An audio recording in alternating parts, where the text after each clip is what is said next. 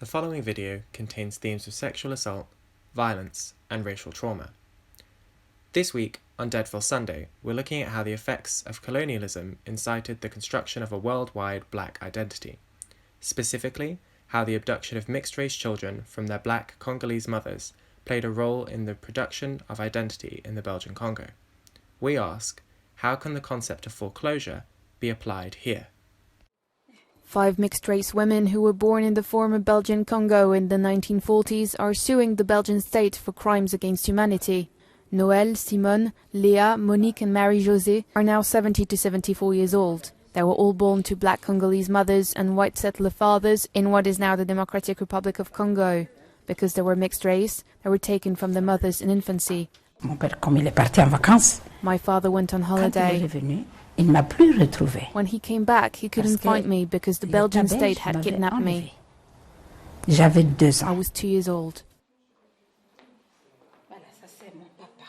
Thousands of children like them were taken by Belgian authorities in Congo, Rwanda and Burundi.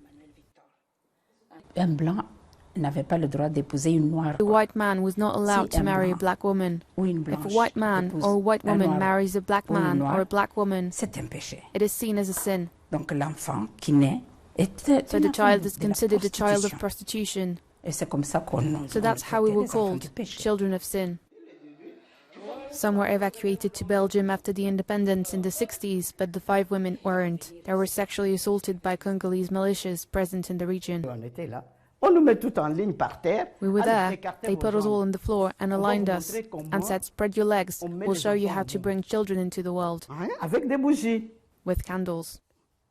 But at that moment, did we even know what it was? No.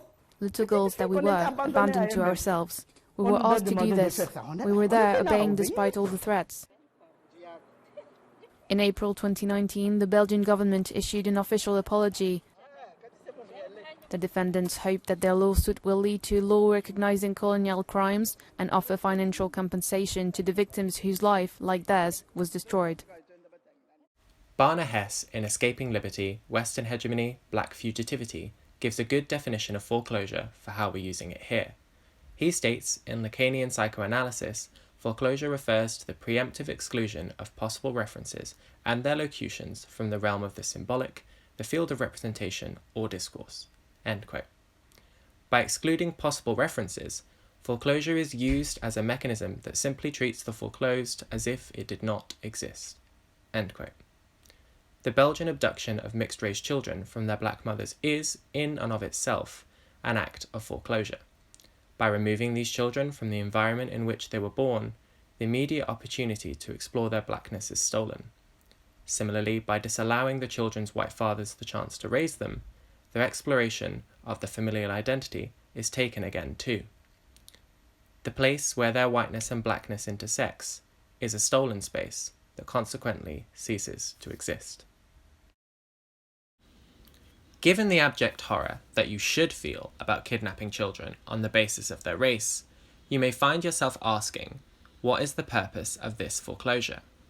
Here Hesse comes in use again, in his remark that the conventional, hegemonic or normalizing discourse remains ever threatened by what has in effect been constitutively foreclosed.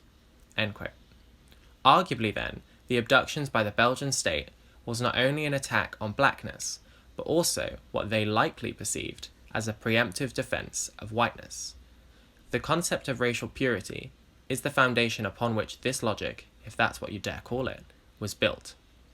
In the article by Hesse that has been quoted throughout, he is, in effect, seeking to answer one central question. What must remain unspeakable for Western hegemony to go unchallenged? Unspeakable is the biracial identity of these children in the Belgian Congo. Their whiteness, for Belgium and Western empires like it, conferred upon them rights which their blackness did not. Unable to decide how to integrate this identity into their racist imperial society, the Belgian state classed these children as a threat, a reference to be foreclosed. The notion that mixed-race children threatened the racial purity of the Belgian Empire thereby exposes its fragility, and consequently the fragility of empire as we know it. Empire, in this way, is fragile, because of its need for a singular, clearly defined identity for its ruling elite. Merging identities was incompatible with Western imperial power, revealing the fault lines in its dominance. Beneath the surface of this report in Africa News is a vibrant and vitally important discussion: the power of identity. When you view that in the context of the many events of this year, you may stumble upon something further, which is that whilst identity can often be the very thing that is oppressed, it can also be the very vehicle through which that oppression is resisted. This marks the end of the first episode of our DeadPhilSundays series. Thank you very much for watching. We hope we'll see you next week.